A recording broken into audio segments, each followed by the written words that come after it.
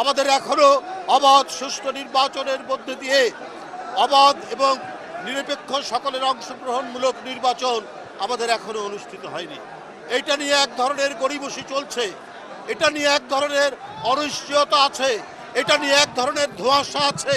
অতি সত্বর ডক্টর মোহাম্মদ ইউনূস সাহেবের সরকার, অন্তর্বর্তীকালীন সরকার, তাদেরকে এটা পরিষ্কার করতে হবে।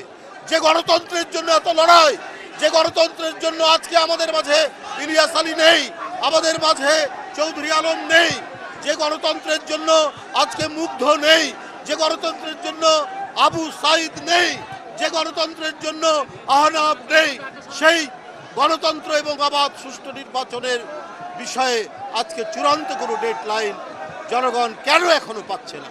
বন্ধুরা আমার, আজকে এই সমাজ এবং শান্তি স্থিতি আনতে হলে আমাদেরকে অতি দ্রুত রাজনৈতিক দল তারা যাতে জনগণের ভোট নিয়ে ক্ষমতায় আসতে পারে সেই অবাধ সুষ্ঠু নির্বাচন নিশ্চিত করতে হবে।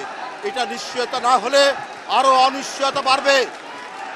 হাসিনার দোসররা কেউ চুপ করে নাই। হাসিনা যদি দেশের বাইরে থেকে তার নেতাকর্মীদেরকে হত্যা এবং অস্থিতিশীলতার নির্দেশ দিতে পারে, সে আরও কোনো ভয়ঙ্কর কাজের জন্য অপেক্ষা করছে। তাই এই সরকারের উচিত আপনার অবাধ সুষ্ঠু নির্বাচন, একটা প্রয়োজনীয় সংস্কারের মাধ্যমে অবাধ সুষ্ঠু নির্বাচন অবিলম্বে তারিখ ঘোষণা করা।